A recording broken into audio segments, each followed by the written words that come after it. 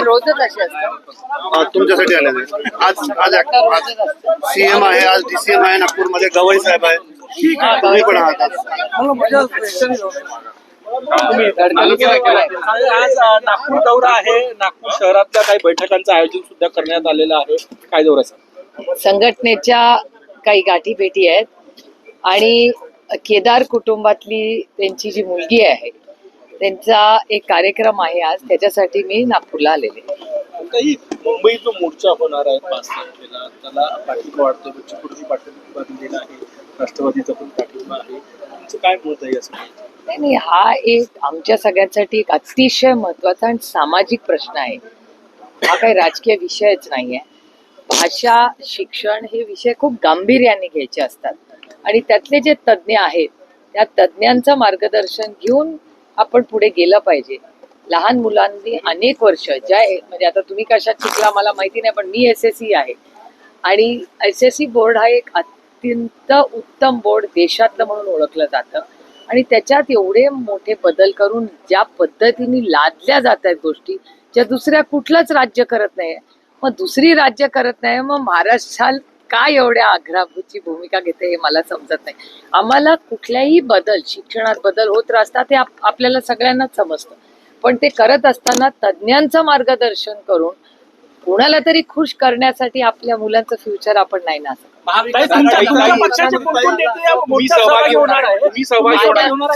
माननीय जयंत पाटील या सगळ्याची माहिती देतील, पण राष्ट्रवादी काँग्रेस पक्ष पूर्ण ताकदीने या मोर्चामध्ये सहभागी होणारे. माणुसकीच्या नात्याने शिक्षण आमच्यासाठी अतिशय गंभीर विषय आहे. याच्यासाठी स्वतः सहभागी होणार आहे का? पवार साहेब स्वतः सहभागी होणार आहे का या मोर्चात? आज उद्यामध्ये ते सगळं कळेल. 5 तारखेला आहे ना, मग आज उद्यामध्ये ठरेल. ठाकरे बंधू एकत्र दिसतात आहे. कार्यकर्त्यांची, नागपूरच्या कार्यकर्त्यांची भावना आहे की पवार कुटुंब सुद्धा एकत्र दिसलं पाहिजे. अनेक युवा कार्यकर्ते सातत्याने बोलून दाखवतात.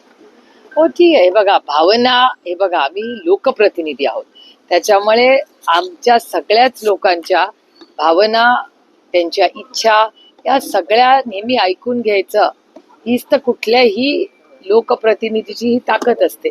त्याच्यामुळे त्या सगळ्या भावना या आम्ही ऐकून घेतच असतो. एक प्रश्न असा आहे, महाविकास आघाडी सरकार असताना निर्णय झाला, सुखदेव थोरात असतील, माशेलकर असतील यांच्या समितीने हा निर्णय दिला, त्यामुळे हिंदी भाषा ही घेण्यात आली असं देवेंद्र फडणवीसांचं म्हणणं आहे. तुमचं सरकार असताना हा निर्णय झालाय, मग आता विरोध का करताय? नाही, समितीने निर्णय घेतलाय, आम्ही नाही घेतलेला. समिती कोण आहे? अनेक सरकार असतात. मी विनम्रपणे देवेंद्रजींना सांगू इच्छिते, त्यांना माझ्यापेक्षा प्रशासनाच्या सत्तेमध्ये जास्त अनुभव आहे माझ्या वैयक्तिकपेक्षा, जरी मी काँग्रेस विचारधारेत असले तरी. त्याच्यामुळे त्यांना एवढंच नक्की माहिती की या समित्या कशासाठी असतात. त्या निर्णय प्रक्रियेसाठी नसतात, त्या रेकमेंडेशन्स असतात. रेकमेंडेशन्स अँड ऍक्शन में बहुत बडी अंतर. त्यामुळे तज्ज्ञ हे प्रत्येक राज्याला, प्रत्येक देशातल्या आता मी स्वतः इन्कम टॅक्सचं बिल करते, त्या कमिटीवर मी आहे. 1 नेशन 1 इलेक्शनच्या कमिटीवर आम्ही सरकारला रेकमेंडेशन करतो. आता त्या बिलाची अंमलबजावणी आम्ही म्हणतोय तसं करायचं नाही, करायचं का नाही हा फायनल निर्णय निर्मलाजी करणार, आम्ही नाही करणार. म्हणून त्या मंत्री आहेत आणि आम्ही कमिटी आहोत. एक मिनिट थांबा ना, त्यांचं होऊ दे ना. जरी हे खरं असलं तरी तेव्हा समितीचा निर्णय हा स्वीकारणं किंवा फेटाळणं, मग तेव्हाच फेटाळला का नाही? मराठीचा मुद्दा, तर तेव्हाचे मुख्यमंत्री हे मराठीवादी होते, तेव्हाचे मुख्यमंत्री हे मराठीला पहिली भाषेसाठी आग्रही होते, तेव्हाच्या मुख्यमंत्र्यांनी तो का फेटाळण्याचं फडणवीसांचं म्हणणं आहे. नाही, त्यांना म्हणा, हे बघा आम्ही लोकशाहीवाले आहोत, त्याच्यामुळे एका सशक्त लोकशाहीमध्ये प्रत्येकाला बोलायचा अधिकार आहे आणि नुसतं बोलायचं नाही, जो समोरचा आहे त्यांनी ऐकून घ्यायची पण ताकद आहे. त्याच्यामुळे माननीय देवेंद्रजींना बोलायचा अधिकार आहे, पण फॅक्च्युअल सिच्युएशन अशी आहे की रेकमेंड केलेलं आहे. रेकमेंडेशन खूप येतात, तज्ज्ञ परत रिपोर्ट घेतात. आता माझंच तुम्हाला सांगते, पुन्हा इन्कम टॅक्स कडे जाते. मध्ये इन्कम टॅक्सच्या रिपोर्टच्या बिलमध्ये आम्ही 2 आठवड्याचा गॅप घेतला होता, कारण का आम्हाला क्लॅरिफिकेशन हवे होते फायनान्स मिनिस्ट्रीकडून. बिल परत फायनान्सकडे गेलं, परत आमच्याकडे आलं. त्याच्यामुळे या चर्चा, एखादी कमिटी स्थापन होते तेव्हा त्याचा रिपोर्ट हा फायनल कधीच नसतो. अनेक वेळा देवाणघेवाण पण होते, चर्चा, बाबा हे होऊ शकतं का, नाही होऊ शकत. आणि माझं पुन्हा पुन्हा म्हणणं आहे, शिक्षण हा विषय अतिशय गंभीर आहे. ह्यांचं सरकार त्यांचं सरकार हा विषयच नाहीये. शिक्षणाच्या बाबतीत जो निर्णय असावा तो जे त्यातले तज्ज्ञ आहेत त्यांनी आणि पालकांनी घेतला पाहिजे, की तुमची मुलं कुठल्या बोर्डात आहेत, काय. पालकांचा खूप मोठा रोल असतो त्याच्यात. आता माझी मुलं तेवढी लहान नाही आहेत, पण ही तुम्ही सगळ्यांदा हा चिंतेचा विषय आहे, कारण का तुमची मुलं आता शाळेत आहेत, माझी नाही आहेत. त्याच्यामुळे तुमच्या सगळ्यांसाठी हा खूप महत्वाचा विषय आहे. नाही चर्चा कुठल्या? हिंदीच्या विषयावर चर्चा करणार आहात. नाही नाही, दादा भुसे कॉम्पिटंट मिनिस्टर आहे ना. नाही पण डिपार्टमेंट कोणाकडे आहे? डिपार्टमेंट आहे दादा भुसे. तर दादा भुसेंशीच बोलायला पाहिजे ना. अजितदादांशी हो, पण ते आमच्याच बाजूनी आहेत, ते विरोधच करतायत आमच्यासारखा. सहभागी व्हायचं चर्चा नाही नाही, हे बघा, ते सत्तेमध्ये, सत्तेमधल्या लोकांनी आंदोलन जर करायचं असेल, how does it work? Boss, ही लोकशाही, lines are drawn off role. आणि तो तुम्ही पण येऊ शकता, तुम्हाला जर ऑब्जेक्शन असेल तर. आंदोलनात आमंत्रण, ह्याच्यात काही काय पक्षाचं आंदोलन नाहीये, हे भाषेसाठी आहे. ज्याला इच्छा असेल तरी त्याचं स्वागतच आहे. दादांना आमंत्रण आहे का याच्यासाठी? तुम्हाला मला जर प्रश्न विचारायचा आहे तर अजितदादांशी मी रेग्युलरली बोलते, एका सशक्त लोक आणि देवेंद्रजींशीही बोलते, एकनाथ शिंदेशीही बोलते, आणि दिल्लीतल्या सगळ्या मंत्र्यांशी मी बोलते. आणि मी ते फोटोही ट्विट करते. मी कोणाला हुड बीट घालून वेळ भेटत नाही. मी दिल खोल के, सुप्रिया सुले जो भी करते दिल खोल के करते यार, ओपनली करते. मी काय लपून छपून कोणाला भेटत नाही. आपल्याला काय चोरी कोणाला भेटायची. त्याच्यामुळे मी व्यवस्थित सगळ्यांना भेटते, आणि भेटल्यावर माझे फोटोही मी ट्विट करते. कारण का मी एक लोकशाही आहे, मी एक सेवक आहे. माझी जबाबदारीच आहे ना सगळ्यांना भेटून कामं करून घेणं. त्याच्यामुळे मी सगळ्यांना भेटते. फक्त देवेंद्रजी मला वेळ देत नाहीत. त्यांना खूप वेळा वेळ करते, ते वेळ देत नाहीत मला. हा एक छोटा प्रॉब्लेम आहे. जर आज भेटले तर कंप्लेंट करा ना माझ्यावर. कुठल्या मुद्द्यांवर चर्चा करायची आहे देवेंद्रजी? मला देवेंद्रजींकडे आता 2 महत्वाची कामं आहेत, ज्याच्यासाठी हे काम आहे. एक, तेली समाजाचा एक इश्यू माझ्याकडे वारंवार येतोय. त्या समाजाचे लोकच मला भेटायला आलेत, त्यांचा एक इश्यू आहे, त्याच्यासाठी मी त्यांची वेळ मागितलेली आहे. एक, दुसरं, हिंदी भाषासाठी त्यांनी जर वेळ दिला तर आम्हाला आवडेल थोडासा. शिक्षकांचे अनेक प्रश्न आहेत, आणि त्याच्यानंतर शेतकऱ्यांच्या अनेक अडचणी आहेत. त्यांची कर्जमाफी सरसकट व्हावी हा एक महत्वाचा विषय आहे. आणि त्याचबरोबर 1 रुपयानी त्यांनी इन्शुरन्सनी एक स्कीम सुरू केली होती, ती अशीच बंद झाली. काय कळलंच नाही, आली कधी स्कीम आणि गेली. ती इलेक्शनच्या आधी आली होती आणि आता एकदमच गायब झाली. त्यामुळे क्रॉप इन्शुरन्सवर नक्की अनेक विषय आहेत. आणि मला देवेंद्रजींना विनम्र विनंती करायची आहे की दरवर्षी अशी सिस्टम असते की जेव्हा सेशन सुरू होतं त्याच्या आधी सगळ्या खासदारांना बोलवलं जातं, आणि आम्हाला सांगितलं जातं की राज्याचे हे प्रश्न आहेत, एक पुस्तिका दिली जाते, आणि ते काम मग सगळ्या खासदारांनी दिल्लीत फॉलोअप करायचं असतं. गेले 2 सेशन अशी मीटिंगच घेतली नाही. त्याच्यामुळे तुमच्या माध्यमातून योगायोगाने तुम्ही म्हणला तर माननीय मुख्यमंत्री आज नागपूरला असतील. माझी सगळ्या पत्रकारांना विनंती की तुम्ही त्यांना माझ्या वतीने आणि खासदारांच्या वतीने विनम्र विनंती करा की एक मीटिंग आमच्यासाठी घ्या. म्हणजे महाराष्ट्रातले दिल्लीचे जे प्रश्न आहेत आम्ही ताकदीने, त्याच्यात काय पक्ष नाही आहे, राज्याच्या वतीने आम्ही सोडू. तुम्ही माननीय मुख्यमंत्री म्हणून आम्हाला गाईडलाईन द्या. आणि ही प्रथा आहे गेले 50 वर्ष. जयंत पाटील भाजपात येणार गेल्या अनेक दिवसांपासून चर्चा सुरू होत्या, पण आता चंद्रकांत पाटील थोड्या वेळापूर्वी काही बोलले आहे की जयंत पाटील यांना घ्यायचं की नाही अजून देवेंद्र फडणवीस यांनी ठरवलं. ऍप्लिकेशन आले का? पण कसं आहे, मी जर ऍडमिशन मागितली तरच प्रश्न येतो ना. आता जर मी ऍडमिशन मागितलीच नाहीये तर आता प्रश्न वेळ येतो कुठे? क्या है असल्या गोष्टी बोलत असतात. हिंदी में बताइए 5 तारीख चलिए भाई, मुझे जाना है. 5 तारीख को जो मोर्चा है उसके लिए क्या राष्ट्रवादी उसमें सम्मिलित होने वाले कल का पवार साहब का भी स्टेटमेंट कल आया और माननीय हमारे पार्टी के लीडर जयंत पाटिल जी का भी स्टेटमेंट आया. शक्तीपीठावरून बरीच आता सांगते ना, आता परत हिंदी म्हणतात की मराठी सक्तीची आहे, हिंदी अनिवार्य किंवा सक्तीची नाही. तर अजितदादा म्हणतात की 4थी 5वी पर्यंत हिंदी नकोच. परस्पर वेगवेगळे मतं पाहायला मिळतात. हो, हे दिसतच आहे. गेले तुमच्याच चॅनलवर आम्ही बघतोय माननीय मुख्यमंत्र्यांचं एक मत आहे आणि माननीय दोन्ही उपमुख्यमंत्र्यांची मतं वेगळी आहेत. त्याच्यामुळे मला असं वाटतं ही पॉलिसी राज्यावर लादायच्या आधी सरकारने पहिला निर्णय घेतला पाहिजे की त्यांचा निर्णय काय.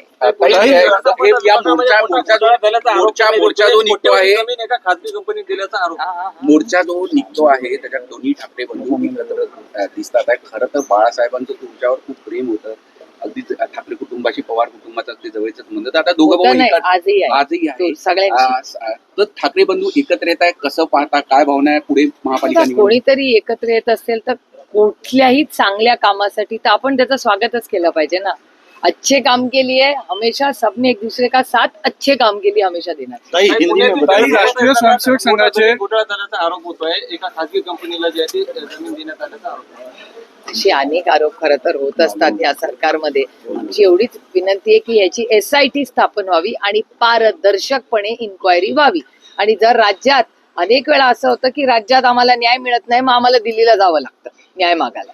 त्याच्यामुळे माझी विनम्र विनंती आहे महाराष्ट्र सरकारला की खूप विश्वासाच्या नात्याने लोकांनी तुम्हाला मतदान केलंय.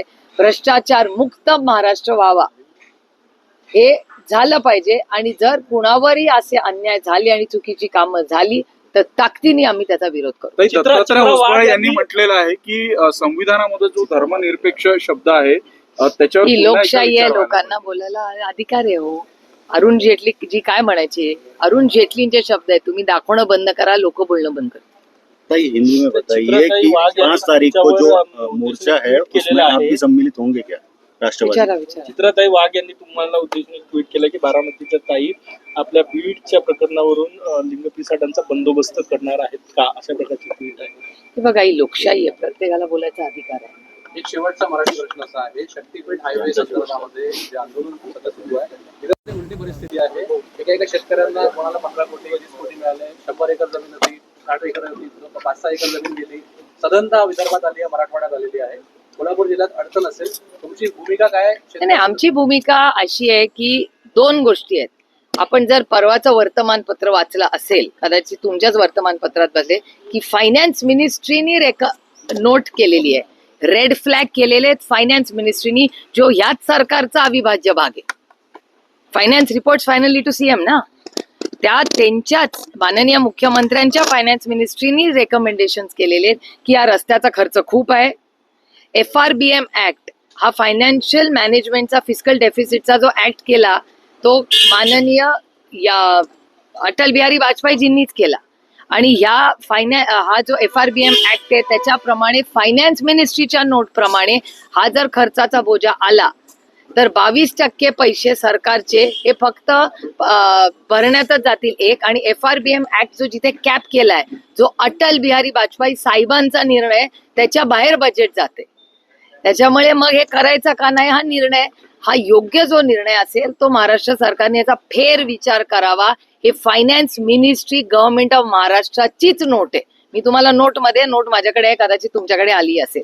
त्यामुळे जर महाराष्ट्राचं सरकारचं फायनान्स डिपार्टमेंट ऑब्जेक्शन घेत आहे ही चिंताजनक गोष्ट नाही. एक, त्यांनी जे लोन घेतलंय ते 7.5% घ्यायला पाहिजे, हडको करून ते 8.5%. जर स्पेशल प्रोजेक्ट हे 7.5% होत आहे, मग ह्याचं 8.5% का 8.85 का 8.26 हे 2 असेल. या दोन्हीपैकी एक नंबर आहे त्याचा. मग लोन तुम्ही जास्त पैशांनी घेताय, खर्च जास्त दाखवताय, लँड ॲक्विजिशनला प्रचंड विरोध अनेक ठिकाणी आहे. प्लस फायनान्स डिपार्टमेंटचं म्हणणं आहे FRBM ऍक्टवर प्रेशर येत आहे सरकारच्या बजेटवर. मग एवढ्या सगळ्या गोष्टी जर होत असतील तर हे चिंताजनक नाही. आणि जर कोणालाही त्यांना निधीला मदत करायची असेल तसा राखोपे दुसरा काहीतरी प्रोजेक्ट आणा, सगळ्यांची मदत होऊ द्या. आणि एक तज्ञांचं असं म्हणणं आहे की एक्झिस्टिंग रोड आहेच ऑलरेडी तिथे, तो मोठा करा, अजून एक पॅरलल करायची गरज नाही. आणि हे सगळं मी म्हणत नाहीये, फक्त त्यातले तज्ञ, रिपोर्ट अँड फायनान्स मिनिस्ट्री म्हणते.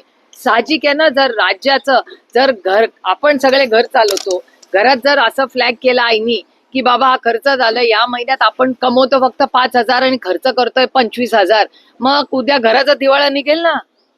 इट इज व्हेरी म्हणजे ह्याला काही रॉकेट सायन्स नाहीच आहे. मी काय फायनान्स तज्ञ नाही. जर मला कळतंय तर ते कुणालाही कळायला पाहिजे. आयकर विभागाशी महिला बाल कल्याण विकास, आयकर विभागाशी महिला बाल कल्याण विभाग MOU करणार आहे. लाडक्या बहीण योजनेमध्ये ज्या घरचे लोक आयकर दाते आहेत त्यांना शोधण्यासाठी हा MOU असणार आहे. मला काय आश्चर्य वाटत नाही हो. आमची 6 महिन्यापूर्वीची भाषणं काढून बघा. आम्ही हेच तर सांगत होतो या योजनेचं काय काय करतील. उद्या यातली 50-60% महिला कमी केल्या तरी मला आश्चर्य वाटणार नाही.